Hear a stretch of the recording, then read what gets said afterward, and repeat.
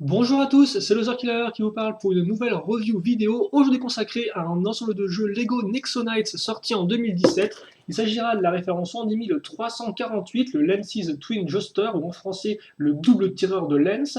Il contient 216 pièces et coûte la somme de 19,99 €. Donc on peut voir beaucoup de choses qu'on va voir ensemble en images.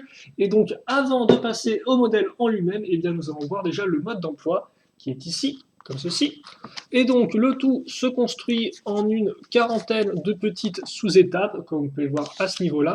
Vient ensuite la liste des pièces, puis le fait qu'effectivement vous allez pouvoir combiner une partie du véhicule de Lens avec sa Battle Suite, ou sa super armure en français si je ne dis pas de bêtises.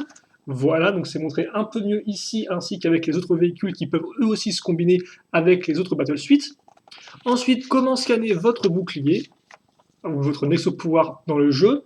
Le fait que maintenant, en 2017, eh bien, vous pouvez scanner trois Nexo pouvoirs ensemble. D'ailleurs, comme vous pouvez le voir ici, les Nexo pouvoirs sont visiblement pas factices, mais peuvent vraiment être scannés parce qu'effectivement, eh bien, on a les petits rectangles qui ressortent. Voilà.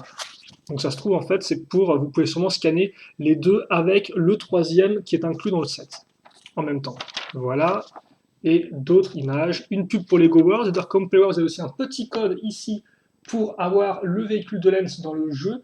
Donc au cas où vous ne le verriez pas bien, c'est XP3BN2. Je ne pense pas que le code soit exclusif à chacun des sets, donc vous pouvez le réutiliser si vous le souhaitez. Et enfin, la gagne. Voilà. Et donc maintenant, on va passer tout de suite aux trois figurines incluses dans le modèle. Donc forcément, la première, ça va être notre personnage Lance Richmond, donc en version 2017. Laissez-moi juste, voilà, comme ceci. Donc comme vous pouvez le voir, chouette imprimé d'armure, là encore, assez détaillé, aussi bien avant que arrière, avec des petits éléments argentés qui ressortent.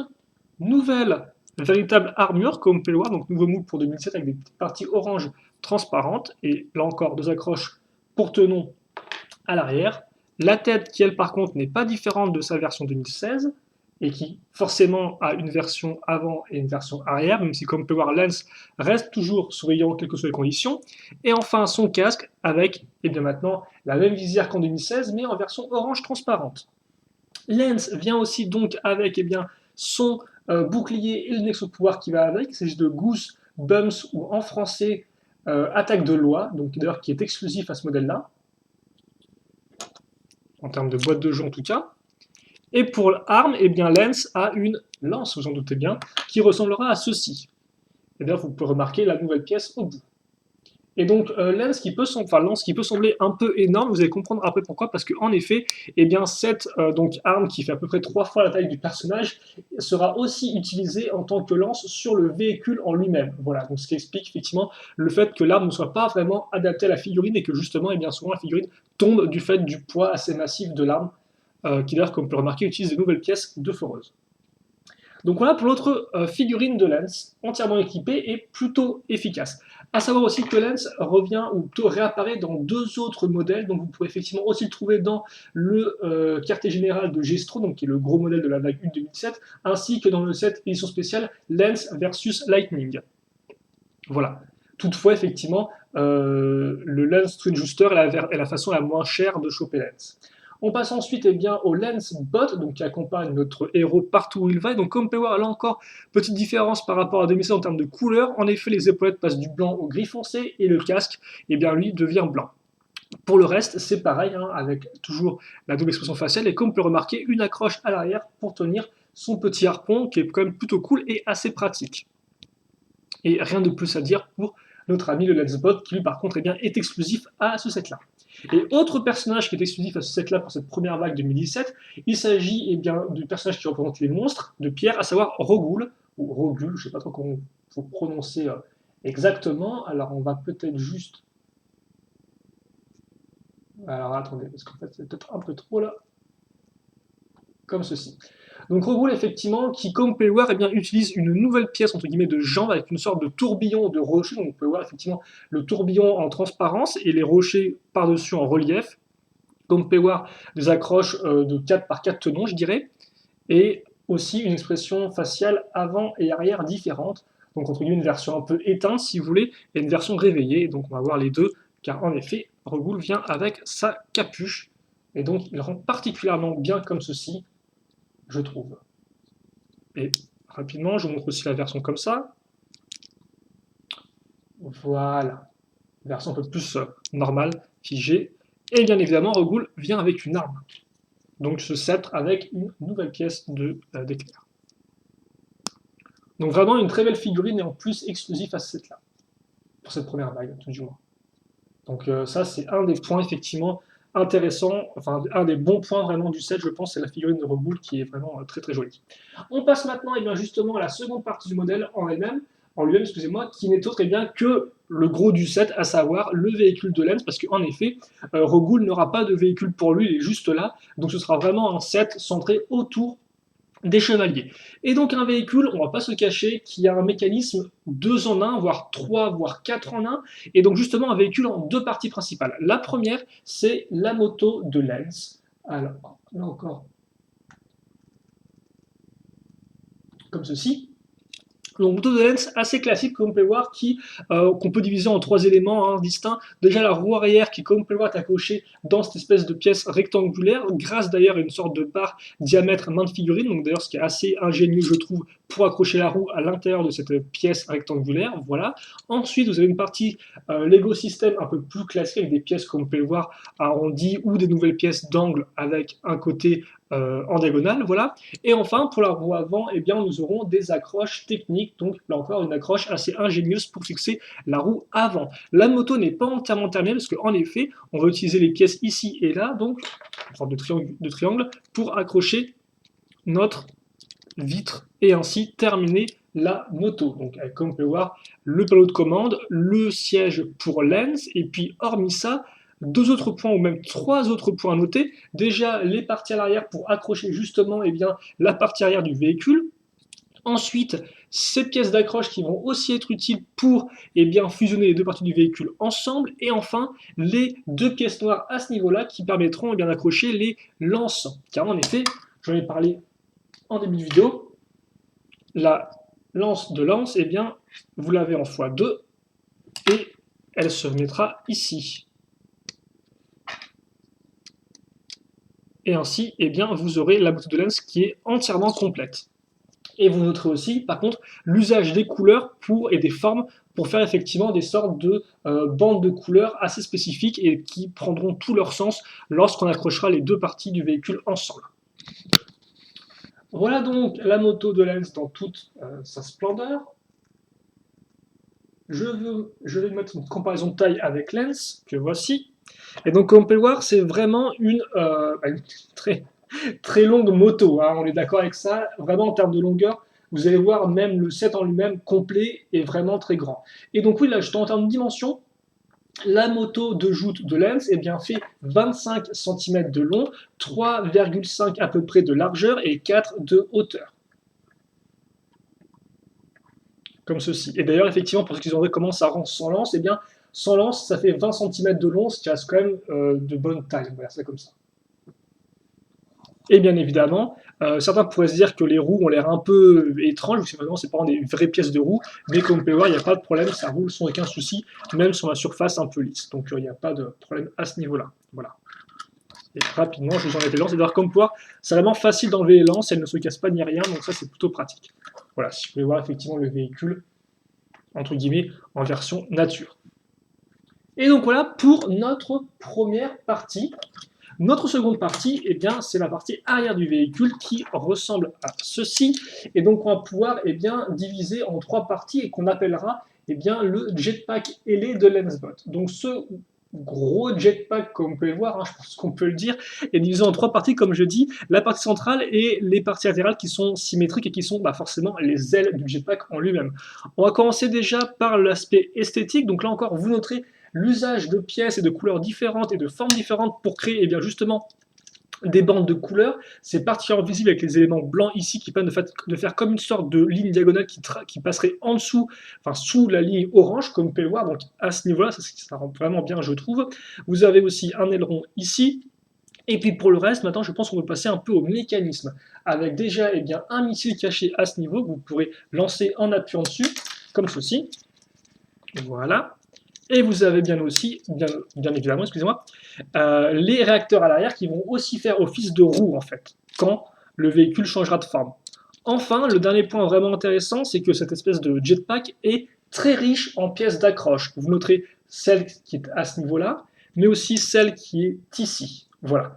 Et donc cela m'amène à passer maintenant à la partie centrale, où on retrouvera aussi à l'avant deux pièces d'accroche qui seront avant tout utilisées justement pour fusionner ce jetpack ailé à la machine au Battle Suite de Lens, donc qui est vendu séparément. Hein, ce sont les sets à 10 € qui remplacent le modèle Ultimate pour cette première vague 2017.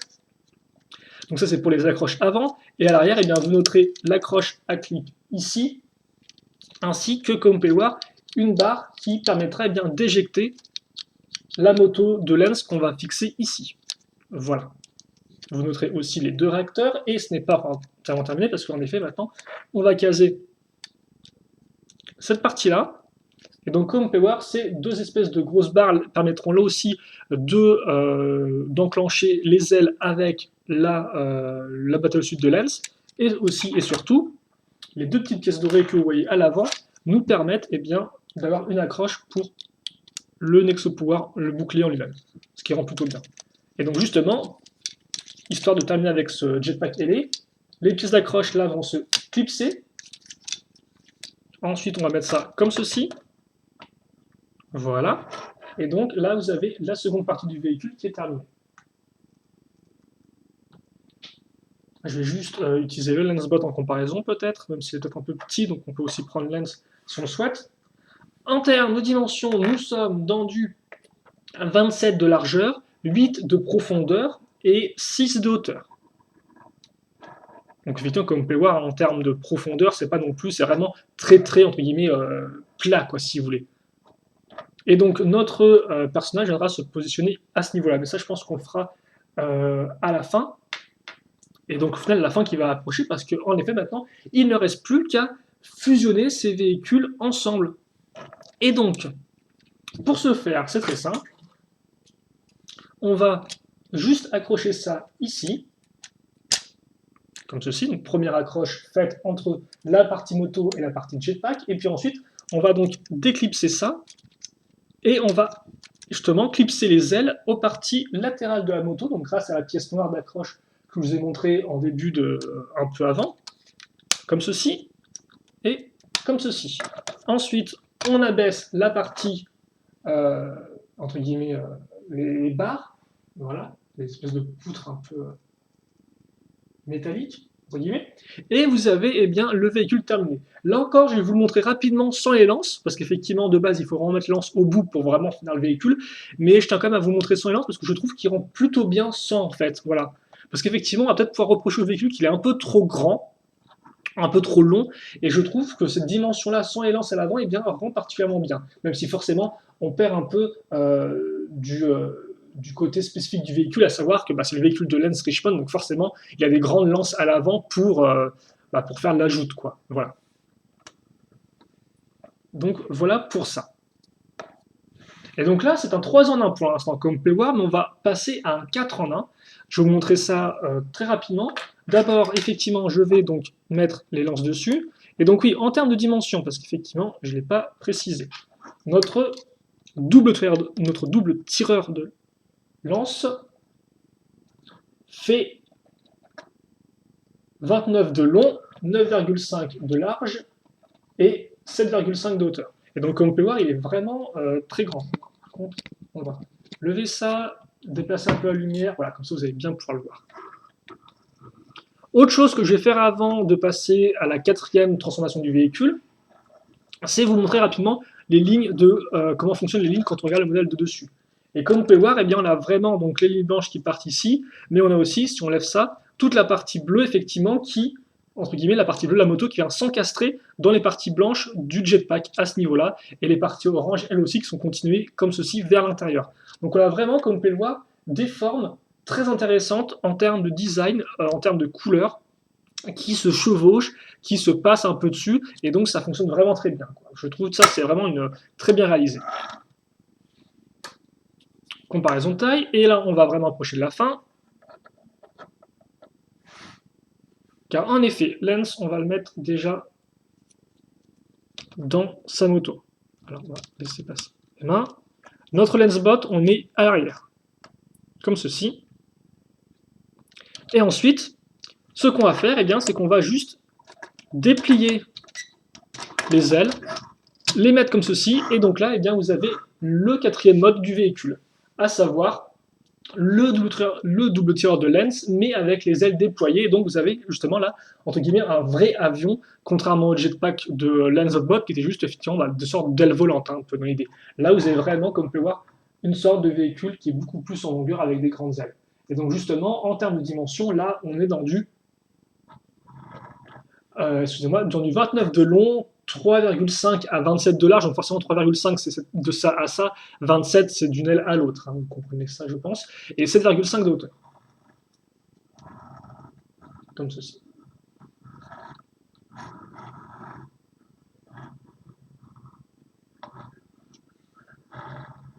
Voilà, donc là je pense qu'on a fait le tour du véhicule, et juste un dernier truc justement avant qu'on passe au bilan, c'est que le lensbot, donc je vous montre rapidement comment ça fonctionne, quand vous êtes comme ça en fait, pour éjecter la moto, eh bien vous n'avez qu'à appuyer là-dessus, et donc la moto part en avant.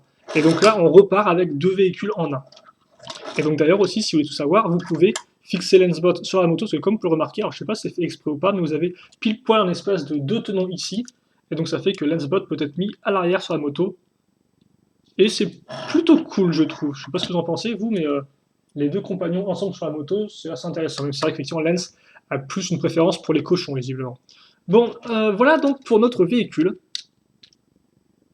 Et comme vous avez pu voir, il est vraiment très grand en mode avion, comme ceci.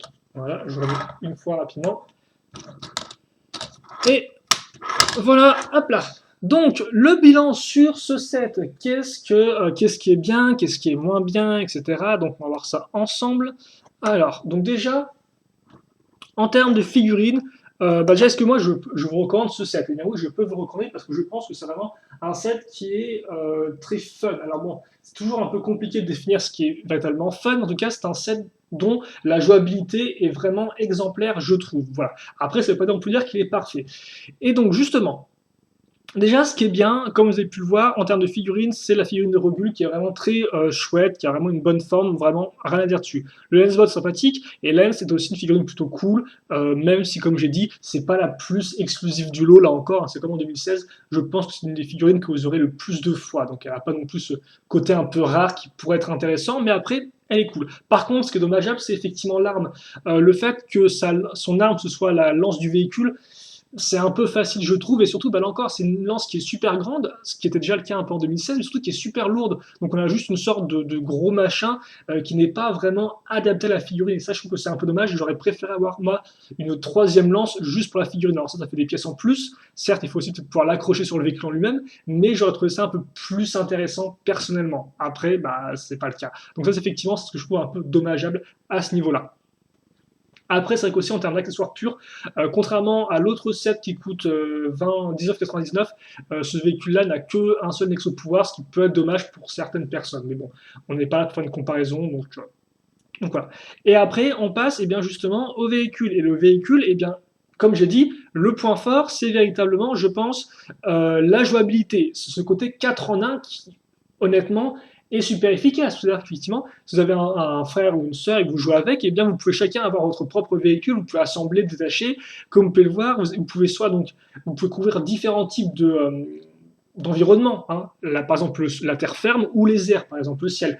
Et donc ça, je trouve que rien qu'avec 20 euros, avoir 4 véhicules en un, bah forcément, c'est plutôt cool. Après, et forcément, c'est là où le bas blesse un peu, c'est que justement, quand on a 4 véhicules en un, est-ce que tous les véhicules sont bien? Est-ce que c'est mieux que, par exemple, est-ce que c'est mieux d'avoir un véhicule 4 en un ou d'avoir un véhicule qui n'a qu'une seule fonctionnalité et qui est, par exemple, un gros avion, quoi.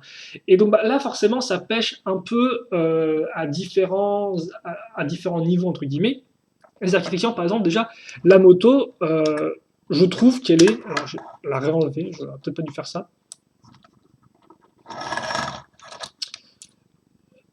La moto, par exemple, effectivement, je trouve qu'il y a un truc qui foire un peu, c'est son apparente longueur, en fait. Donc, elle est très longue, c'est très bien, mais par exemple, toute la partie arrière, ici, est archi vide, en fait. Elle est ultra plate, et on comprend que effectivement, il y a ça qui doit être au-dessus, donc ça doit être adapté, effectivement, à la forme, mais même, par exemple, un petit aileron n'aurait pas été de mal à l'arrière, quoi. Mais là, il y a vraiment rien, quoi. C'est vraiment la moto, puis on s'arrête et vous avez une sorte de grosse partie toute plate à l'arrière. Et c'est vrai que moi, pourtant, qui aime bien les motos un peu futuristes, je trouve que celle-ci est juste un peu trop longue à l'arrière, quoi. Et ça, c'est un peu dommage, quoi. Mais forcément, elle doit être longue à l'arrière, je pense, pour le mécanisme. Et là, c'est dans ce moment-là qu'on se rend compte qu'au final, le mécanisme, eh bien, entrave un peu, je trouve, le design du modèle. Voilà. Donc ça me dérange effectivement un peu à ce niveau-là, c'est que la partie arrière, eh bien, certes, elle contient la roue, mais elle est entièrement lisse, vide, et c'est un peu dommage. Idem, le jetpack de Lensbot, mais voilà, ça reste avant tout une sorte de grosse partie toute droite avec des grosses ailes. C'est pas non plus une sorte de véhicule le plus abouti. Et d'ailleurs aussi un peu pareil pour ce qui est du véhicule aérien. Quoi. Je veux dire, le véhicule aérien, bon, il est assez fin, comme on peut le voir au final. Quoi. C'est vrai qu'on aurait mieux un véhicule aérien avec des côtés un peu plus travaillés, etc. Voilà quoi.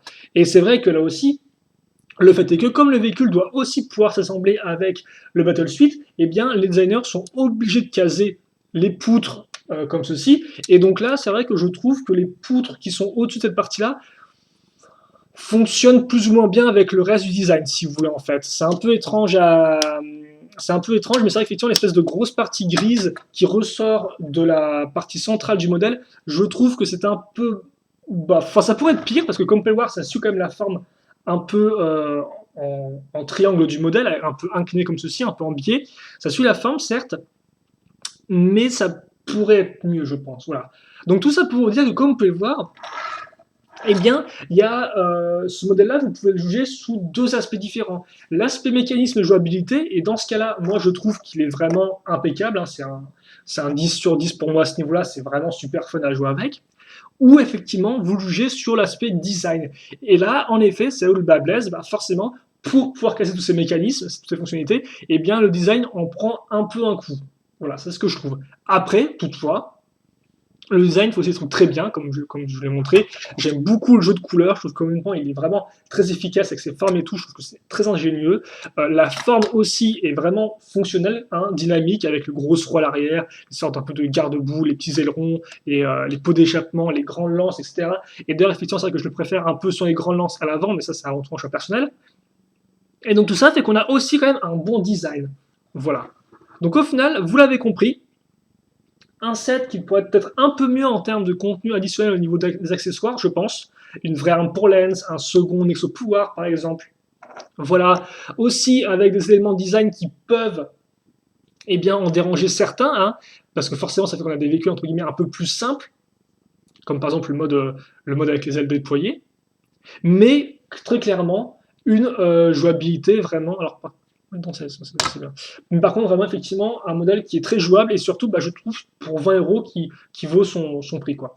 Il vaut son prix et ça vous permet vraiment de bien vous amuser rien qu'avec un set. Voilà.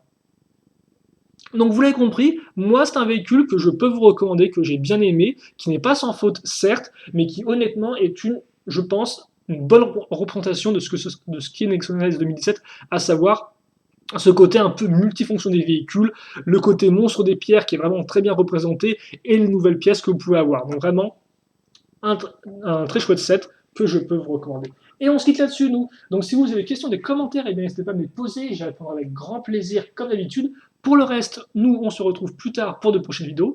En attendant, portez-vous bien, passez une bonne journée, une bonne soirée, une bonne ce que vous voulez. Et à la prochaine. Salut à tous et à toutes.